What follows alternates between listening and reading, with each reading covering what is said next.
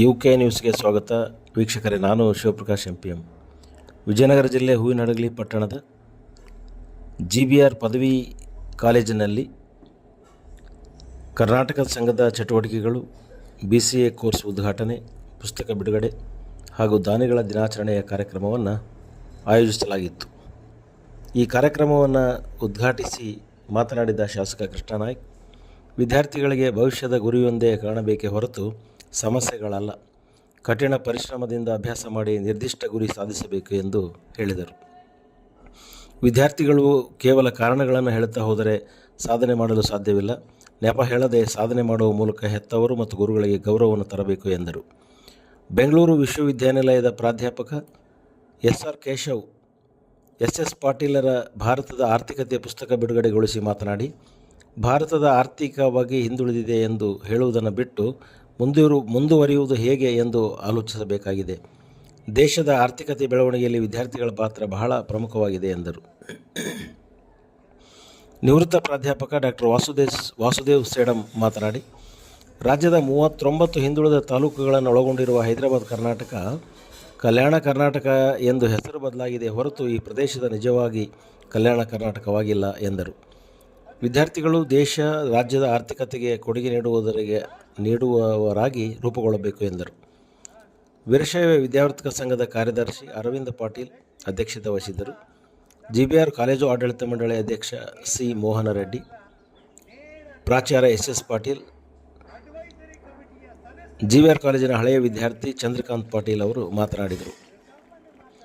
ವೀರಶೈವ ವಿದ್ಯಾವರ್ಧಕ ಸಂಘದ ಖಜಾಂಚಿ ಬೈಲು ವದ್ದಿಗೇರಿ ಏರಿಸ್ವಾಮಿ, ಹರಪನಹಳ್ಳಿ ADB ಕಾಲೇಜಿನ ಅಧ್ಯಕ್ಷ ಕೊಟ್ರೇಶ್, GBR ಕಾಲೇಜಿನ ನಿಕಟಪೂರ್ವ ಅಧ್ಯಕ್ಷ ಕೆ ಶಿವಕುಮಾರ್, ಪದವಿ ಪೂರ್ವ ಶಿಕ್ಷಣ ಇಲಾಖೆ ಉಪನಿರ್ದೇಶಕ ನಾಗರಾಜ್ ಹವಾಲ್ದಾರ್, ಹೆಚ್ಚುವರಿ ವರಿಷ್ಠಾಧಿಕಾರಿ ಸಲೀಂ ಪಾಷಾ, ಕಾಲೇಜು ಆಡಳಿತ ಮಂಡಳಿ ಸದಸ್ಯರಾದ KM ಉದಾಸಿ, M ಮಲ್ಲಿಕಾರ್ಜುನ, ಸೊಪ್ಪಿನ ಪ್ರಕಾಶ್, ದಾನಿಗಳ ಪುತ್ರ G ವೇಣುಗೋಪಾಲ್ ಶೆಟ್ಟಿ, ಪ್ರಾಚಾರ್ಯ SS ಪಾಟೀಲ್, ADB ಕಾಲೇಜಿನ ಪ್ರಾಚಾರ್ಯ ಸಿದ್ಧಲಿಂಗಮೂರ್ತಿ, GBR ಕಾಲೇಜಿನ ಪದವಿ ಪೂರ್ವ ಕಾಲೇಜಿನ ಪ್ರಾಚಾರ್ಯ ಅಮರೇಗೌಡ ಪಾಟೀಲ್ ಕಾರ್ಯಕ್ರಮದಲ್ಲಿ ಉಪಸ್ಥಿತರಿದ್ದರು.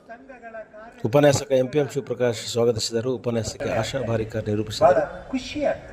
ಬಹಳ ಖುಷಿ ಆಗ್ತದೆ. ಮತ್ತು ಈ ಪುಸ್ತಕ ನೋಡಿದ್ರೆ ಎಷ್ಟು ಖುಷಿ ಆಗ್ತದ? ನೋಡಿದ್ರೆ ಎಷ್ಟು ಖುಷಿ ಆಗ್ತದ? ಒಬ್ರು ಯಾರಾದ್ರೂ ಹೇಳ್ರಿ. ಯಪ್ಪ, ಹೆಣ್ಮಕ್ಳು ನೋಡಿದಂಗೆ ಹಂಗಲ್ಲ ಸೌಂದರ್ಯ ಸುಂದರ ಅಂತಕ್ಕಂಥದ್ದು. ಇದರ ಬಗ್ಗೆ ನಾನು ಮುನ್ನುಡಿ ಬರೆದೇನೆ.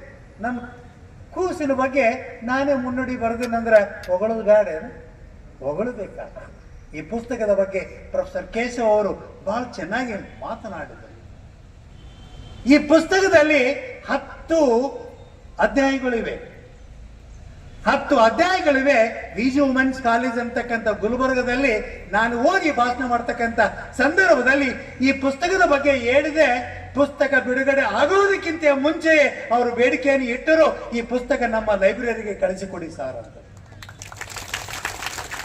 ಅದು ಅಲ್ಲಿ ಇರ್ತಕ್ಕಂಥ ಅಲ್ಲಿ ಕಾಂಟೆಂಟ್ಸ್, ಆ ಪುಸ್ತಕದಲ್ಲಿ ಏನೇನು ಬರ್ತಾವ ಅಂತಕ್ಕಂಥದ್ದು ನಾನು ಹೇಳಿದಾಗ ಮಾತ್ರ. ಭಾರತದ ಆರ್ಥಿಕತೆ ಅಂತಕ್ಕಂಥದ್ದು ಬಹಳಷ್ಟು ಜನರು ಬರೆದಿದ್ದಾರೆ. ಆದರೆ ಇಲ್ಲಿ ನನಗೆ ಬಹಳ ಖುಷಿ ಕೊಟ್ಟಂಥದ್ದು ಏನಂತಂದ್ರೆ 2047ನೇ ಇಸ್ವಿಗೆ ಏನಾಗ್ತದೆ, ನಮ್ಮ ಭಾರತ ದೇಶ ಇಲ್ಲಿವರೆಗೂ ಡೆವಲಪಿಂಗ್ ಇತ್ತು, ಮುಂದೆ ಏನಾಗ್ತದೆ, ಡೆವಲಪ್ಡ್ ಆಗ್ತಕ್ಕಂಥ ಹಿನ್ನೆಲೆಯಲ್ಲಿ ಈ ಪುಸ್ತಕದಲ್ಲಿ ಅವರು ಬರೆದಿದ್ದಾರೆ.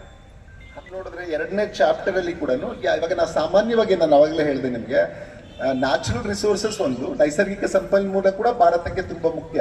ಮತ್ತೆ ಅದನ್ನ ಎಷ್ಟು ವರ್ಷಕ್ಕೆ ಯಾವ ರಿಸೋರ್ಸಸ್ ಬರುತ್ತೆ ಅದು ಕೂಡ ನಮ್ಗೆ ಎಲ್ಲರಿಗೂ ಗೊತ್ತಿರಬೇಕಾಗತ್ತೆ. ಯಾಕೆಂತಂದ್ರೆ ಇವಾಗೆಲ್ಲ ನಾವು ಸೋಲಾರ್ ಎನರ್ಜಿಗೆ ಇಷ್ಟೊಂದು ಯಾಕೆ ಮಾನ್ಯತೆ ಕೊಡ್ತೀವಿ?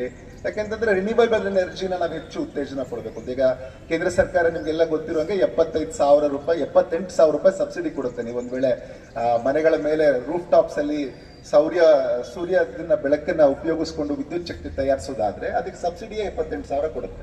ಸೊ ಇದೆಲ್ಲವನ್ನ ನಾವು ತಿಳ್ಕೋಬೇಕು ಅಂದ್ರೆ ಏನು ಫೌಂಡೇಶನ್ ಇಲ್ಲಿ ನಮ್ಗೆ ಸಿಕ್ಕುತ್ತೆ. ನಿಮ್ಗೆ ಯಾವ್ಯಾವ್ದರ ಅನುಕೂಲ ಹೇಗಾಗತ್ತೆ, ಇಂಧನ ಸಂಪನ್ಮೂಲಗಳು ಯಾವ ತರ ಅನುಕೂಲ ಕೊಡುತ್ತೆ, ನಿಮ್ಗೆ ಕಾಡಿನ ಸಂಪನ್ಮೂಲ ಯಾವ ತರ ಇರುತ್ತೆ, ಕಾಡು ಯಾಕೆ ಬೇಕು, ಎಷ್ಟು ಸಂಪನ್ಮೂಲ ಭಾರತದಲ್ಲಿದೆ ಅನ್ನುವಂಥದ್ದು, ಎಷ್ಟು ಇರಬೇಕಿತ್ತು, ಎಷ್ಟಿದೆ ಅನ್ನುವಂಥದ್ದು.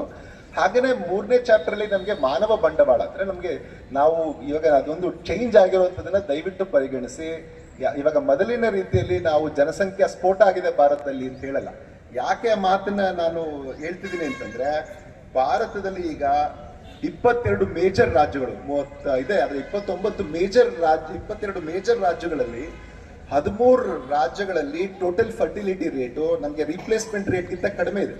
ಅಂದ್ರೆ ನಮ್ಮಲ್ಲಿ ಈಗ ಜನಸಂಖ್ಯೆ ಅತಿ ವೇಗವಾಗಿ ಬೆಳೀತಿಲ್ಲ. ಮೊದಲೆಲ್ಲ ನಾವು 2.3% ಬಗ್ಗೆ ಮಾತಾಡ್ತಾ ಇದ್ವಿ. ಈಗ ನಾನು ಈ ವರ್ಷದ ಡೇಟಾ ನೋಡ್ತಾ ಇದ್ದೆ, ಕೇವಲ 0.89 ಅಂದ್ರೆ 1%ಗಿಂತ ಕಡಿಮೆ ನಮ್ಮಲ್ಲಿ ಜನಸಂಖ್ಯೆ ಬೆಳವಣಿಗೆ ಆಗ್ತಾ ಇದೆ. ಸೊ ಹಂಗಾಗಿ ಈಗ ನಾವು ಅದನ್ನ ಕ್ಯಾಪಿಟಲ್ ಆಗಿ ಹೇಗೆ ಪರಿವರ್ತಿಸಿ ನೋಡಿ ನಾವು ವಿಕಸಿತ ಭಾರತವಾಗುವಂತ ನೋಡುವಂಥದ್ದು. ಸೊ ಆ ಚಾಪ್ಟರೈಸೇಷನ್ ಅಲ್ಲಿ ನಿಮ್ಗೆ ಮಾನವನನ್ನ ಬಂಡವಾಳವನ್ನಾಗಿ ಹೇಗೆ ನೋಡುವಂಥದ್ದು, ಅಂದ್ರೆ ಎಥಿಕ್ಸ್ ಇರಬೇಕು ಖಂಡಿತ. ಬಂಡವಾಳ ಅನ್ನುವಾಗ ಅದಕ್ಕೆ ಎಥಿಕ್ಸ್ ಇಲ್ಲ ಅಂತ ನಾವು ಮಾತಾಡೋದು.